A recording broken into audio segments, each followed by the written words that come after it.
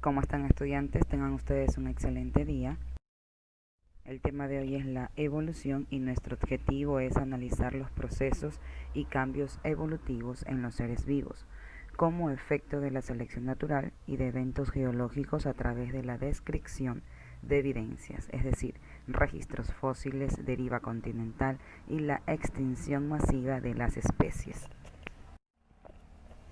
La evolución. La evolución es el proceso mediante el cual los organismos cambian con el tiempo. La evolución es el cambio que se produce de un estado a otro en un objeto o sujeto.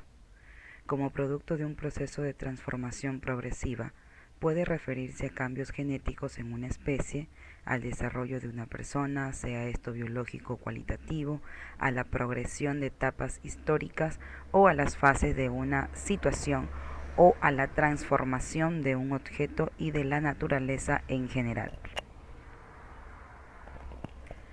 La paleontología es la ciencia que estudia los seres vivos del pasado.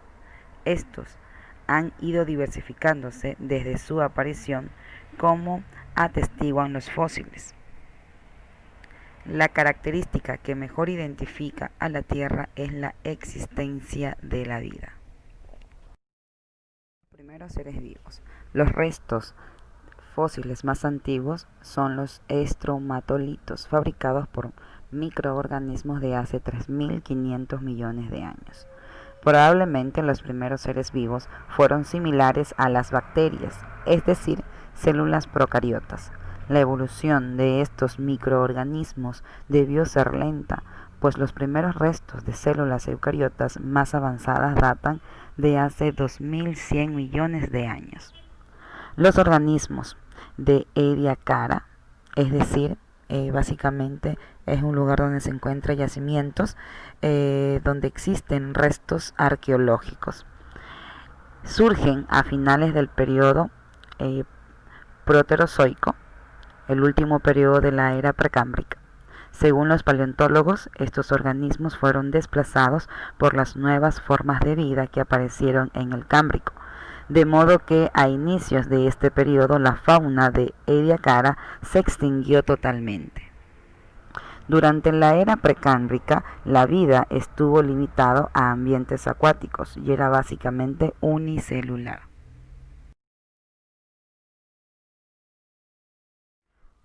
La diversificación de la vida acuática.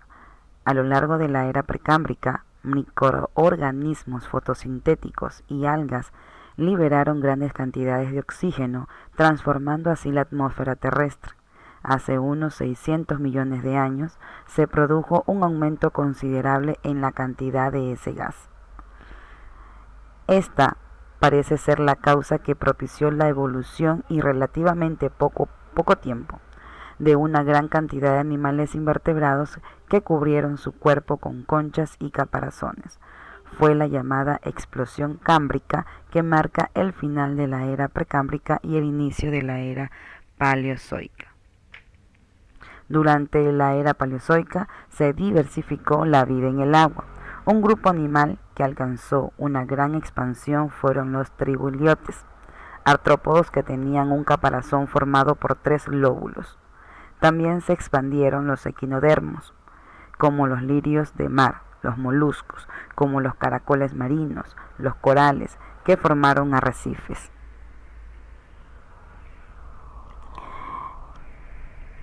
En el periodo pérmico fue más árido y por ello propició la expansión de las primeras gimnospermas y de los primeros reptiles, que se diversificaron mucho.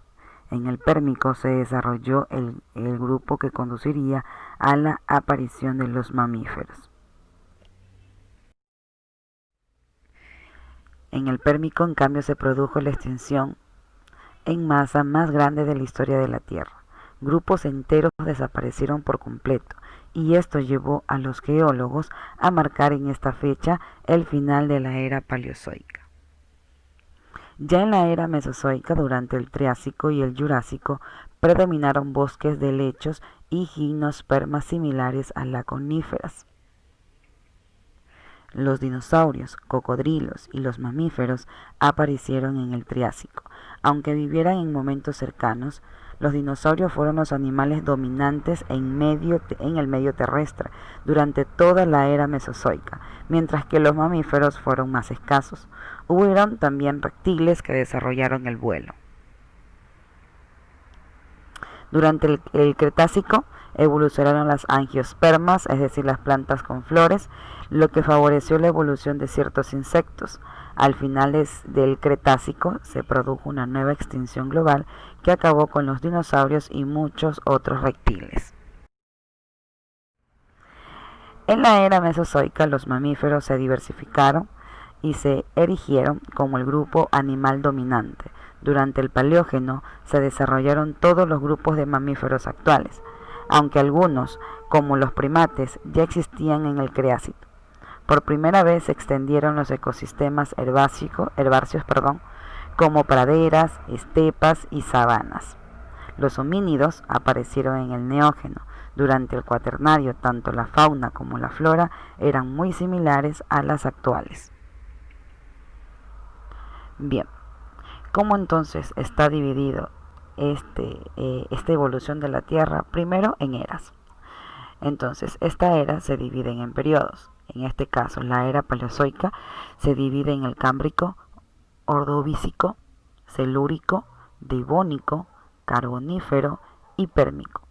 En el Cámbrico, las características principales son que hubo una explosión cámbrica, el clima era cálido y húmedo, y la fragmentación de Gondwana, que eran los primeros pedazos de continente, que luego se le llamó Pangea y ahora en la actualidad se le llaman continentes. Ordovícico estuvieron los primeros peces y las glaciaciones. En el Silúrico se formó la capa de ozono, las primeras plantas terrestres. En el Devónico los primeros insectos, primeros anfibios. En el Carbónico seguían las glaciaciones, un clima cálido y húmedo, bosques de helechos, primeros reptiles. En el Pérmico se da una extinción en masa, existen las primeras gimnospermas, formación de Pangea y la extinción de masa básicamente de toda la era paleozoica.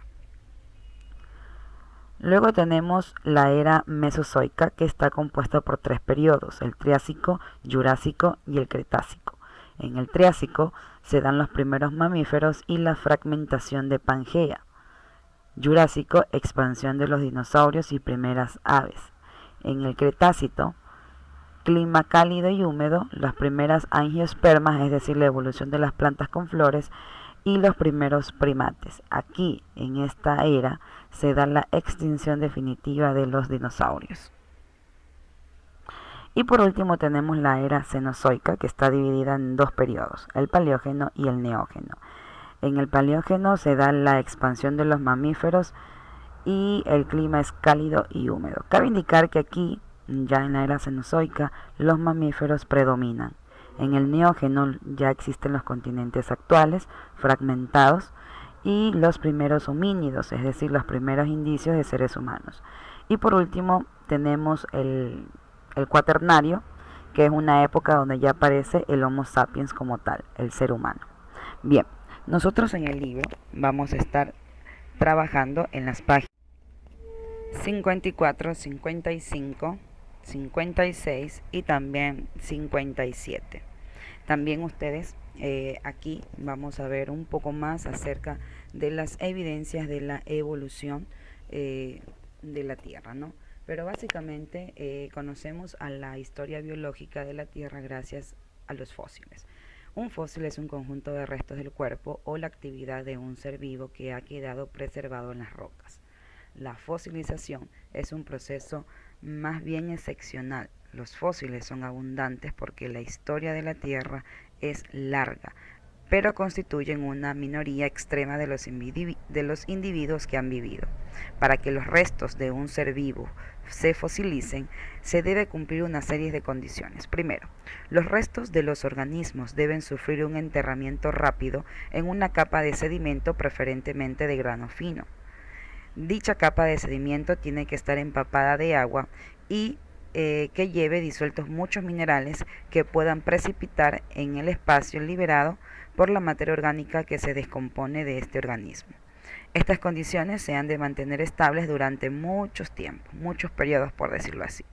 Aquí nosotros en la imagen podemos ver, primero pues el enterramiento que debe de ser rápido, segundo la formación de la roca y mineralización bajo condiciones estables y tercero la conservación del fósil en una matriz de roca hasta que aflora su superficie, o sea, esta excavada. Bien, nosotros en el libro vamos a poder ver ciertos tipos de fósiles como los microfósiles, que son básicamente para poder determinar microorganismos como bacterias y protozoos, macrofósiles o megafósiles, que son aquellos que se pueden ver a simple vista de restos de ciertos animales, por ejemplo, huesos, impresiones de las plantas en rocas, insectos conservados en ámbar, entre otros, ¿no? Y también las ignofósiles, que son evidencias de la actividad de algún ser vivo, por ejemplo, restos de materia fecal, huellas, huevos, nidos y cualquier otro rastro que identifique su presencia. Pues bueno, tenemos aquí que analizar mucho en el libro, así que vamos a trabajar las páginas que les comenté y como deber tendrán ustedes la página 58 y 59. Estudiantes, que tengan un excelente día.